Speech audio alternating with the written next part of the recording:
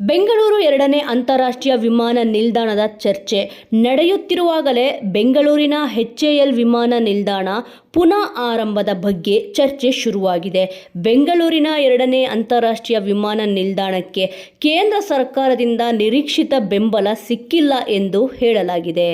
ಕೇಂದ್ರ ತಂಡವು ಬೆಂಗಳೂರಿನ 2ನೇ ಅಂತಾರಾಷ್ಟ್ರೀಯ ವಿಮಾನ ನಿಲ್ದಾಣಕ್ಕೆ ಶಾರ್ಟ್ ಲಿಸ್ಟ್ ಮಾಡಲಾಗಿರುವ ಪ್ರದೇಶಗಳಲ್ಲಿ ಅಧ್ಯಯನ ಮಾಡಿದ್ದರೂ ಇಲ್ಲಿಯವರೆಗೆ ವರದಿ ನೀಡಿಲ್ಲ. ಆದರೆ ಕರ್ನಾಟಕದಿಂದ ಒತ್ತಡ ಹಾಕಲಾಗುತ್ತಿದೆ. ಇದರ ನಡುವೆ ಇದೀಗ HAL ವಿಮಾನ ನಿಲ್ದಾಣವು ಪ್ರಾರಂಭಿಸುವ ಬಗ್ಗೆ ಚರ್ಚೆ ನಡೆದಿದೆ. ಬೆಂಗಳೂರಿಗೆ ಮೊದಲನೇ ವಿಮಾನ ನಿಲ್ದಾಣ ಅಂದರೆ ಕೆಂಪೇಗೌಡ ಬೆಂಗಳೂರು ಅಂತಾರಾಷ್ಟ್ರೀಯ ವಿಮಾನ ನಿಲ್ದಾಣ ದೇವನಹಳ್ಳಿ. ಪ್ರಾರಂಭವಾಗುವುದಕ್ಕೂ ಮುಂಚೆ HAL ವಿಮಾನ ನಿಲ್ದಾಣವನ್ನು ವಾಣಿಜ್ಯ ಉದ್ದೇಶಕ್ಕಾಗಿ ಬಳಕೆ ಮಾಡಲಾಗುತ್ತಿತ್ತು. ಆದರೆ 2008ರ ನಂತರ ಇದರ ಕಾರ್ಯಾಚರಣೆಯನ್ನು ಸ್ಥಗಿತಗೊಳಿಸಲಾಗಿದೆ. ಇದೀಗ ಬೆಂಗಳೂರಿಗೆ 2ನೇ ಅಂತಾರಾಷ್ಟ್ರೀಯ ವಿಮಾನ ನಿಲ್ದಾಣ ನಿರ್ಮಾಣಕ್ಕೆ ಸಂಬಂಧಿಸಿದಂತೆ ಭಾರೀ ಚರ್ಚೆ ನಡೆದಿರುವಾಗ HAL ಬಗ್ಗೆಯೂ ಚರ್ಚೆ ನಡೆದಿದೆ. ಆದರೆ HAL ವಿಮಾನ ನಿಲ್ದಾಣ ಕಾರ್ಯಾಚರಣೆಯನ್ನು ಪುನಃ ಆರಂಭ ಮಾಡುವುದರಿಂದ ಯಾವುದೇ ಲಾಭವಾಗುವ ಸಾಧ್ಯತೆ ಕಡಿಮೆ ಅಂತ ಹೇಳಲಾಗುತ್ತಿದೆ. ಹಿಂದೂಸ್ತಾನ್ ಏರೋನಾಟಿಕ್ಸ್ ಲಿಮಿಟೆಡ್ HAL ವಿಮಾನ ನಿಲ್ದಾಣವನ್ನು ಪುನಃ ಆರಂಭ ಮಾಡಬೇಕು ಎನ್ನುವ ಒತ್ತಡ ಹೆಚ್ಚಾಗಿದೆ. ಈ ವಿಮಾನ ನಿಲ್ದಾಣವನ್ನು ಪುನಃ ಆರಂಭ ಮಾಡಬೇಕು ಎಂದು ಹಲವಾರು ಹೂಡಿಕೆದಾರರು ಅಂದರೆ ಪಾಲುದಾರರ ಸಂಸ್ಥೆಗಳು ಮುಂದೆ ಬಂದಿದೆ.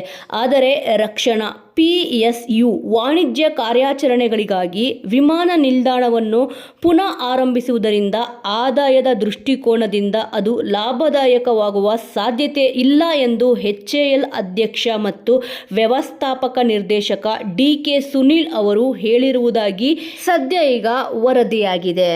ಬೆಂಗಳೂರು ಸೆಕೆಂಡ್ ಏರ್ಪೋರ್ಟ್ ವಿಮಾನ ನಿಲ್ದಾಣದೊಂದಿಗೆ HAL ಸಹ ಪುನಃ ಆರಂಭ ಆದರೆ ಭರ್ಜರಿ ಲಾಭವಾಗಲಿದೆ. ವಿದೇಶಗಳಲ್ಲಿ ಒಂದೊಂದು ನಗರಕ್ಕೂ 2-3 ವಿಮಾನ ನಿಲ್ದಾಣಗಳು ಇವೆ. ಅದೇ ರೀತಿ ಬೆಂಗಳೂರಿನಲ್ಲೂ 2-3 ವಿಮಾನ ನಿಲ್ದಾಣಗಳು ಇದ್ದರೆ ಲಾಭವಾಗಲಿದೆ ಎಂದು ಹಲವರು ಅಭಿಪ್ರಾಯಪಟ್ಟಿದ್ದರು. ಸಂಸದ ತೇಜಸ್ವಿ ಸೂರ್ಯ ಅವರು ಸಹ ಇದೇ ಅಭಿಪ್ರಾಯ ವ್ಯಕ್ತಪಡಿಸಿದ್ದರು. ಆದರೆ ಇದು ಲಾಭದಾಯಕ ಅಲ್ಲ ಎಂದು ಹೇಳಲಾಗುತ್ತಿದೆ. ದೇವನಹಳ್ಳಿಯಲ್ಲಿ ಕೆಂಪೇಗೌಡ ಅಂತಾರಾಷ್ಟ್ರೀಯ ವಿಮಾನ ನಿಲ್ದಾಣ ಉದ್ಘಾಟನೆಯಾದ ನಂತರ 2008ರಲ್ಲಿ ವಾಣಿಜ್ಯ ವಿಮಾನ ಕಾರ್ಯಾಚರಣೆಯನ್ನು ನಿಲ್ಲಿಸುವವರಿಗೆ HAL ವಿಮಾನ ನಿಲ್ದಾಣವು ದಶಕಗಳ ಕಾಲ ಬೆಂಗಳೂರಿನ ಪ್ರಾಥಮಿಕ ವಿಮಾನ ನಿಲ್ದಾಣವಾಗಿ ಬಳಸಲಾಗುತ್ತಿತ್ತು. ಇನ್ನು ವಾಣಿಜ್ಯ ಕಾರ್ಯಾಚರಣೆಗಳನ್ನು ನಿಲ್ಲಿಸುವ ಮೊದಲು ವಿಮಾನ ನಿಲ್ದಾಣವನ್ನು HAL ತಯಾರಿಸಿದ ಯುದ್ಧ ವಿಮಾನಗಳು ಮತ್ತು ಹೆಲಿಕಾಪ್ಟರ್ಗಳೆರಡರಲ್ಲೂ ಮಿಲಿಟರಿ ವಿಮಾನಗಳ ಪರೀಕ್ಷೆಗೆ ಸಹ ಬಳಸಲಾಗುತ್ತಿತ್ತು.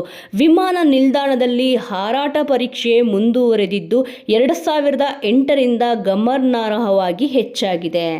ದೆಹಲಿಯಲ್ಲಿ HAL ವಿಮಾನ ನಿಲ್ದಾಣ ಪುನರಾರಂಭ ಬಗ್ಗೆ ಕೆಲವೊಂದು ಮಹತ್ವದ ಚರ್ಚೆಗಳು ನಡೆದಿವೆ ಎನ್ನುವುದು ಅವರು ಖಚಿತಪಡಿಸಿದ್ದಾರೆ.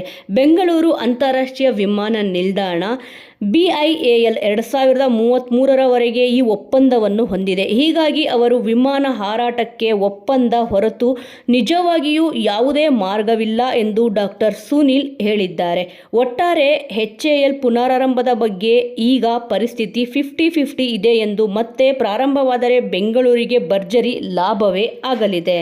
ವೀಕ್ಷಕರೇ, ಈ ಒಂದು ವಿಚಾರದ ಬಗ್ಗೆ ತಪ್ಪದೆ ನಿಮ್ಮ ಅನಿಸಿಕೆಯನ್ನು ಕಮೆಂಟ್ ಮೂಲಕ ತಿಳಿಸಿ. ಮುಂದಿನ ವಿಡಿಯೋದೊಂದಿಗೆ ಮತ್ತೆ ಸಿಗೋಣ.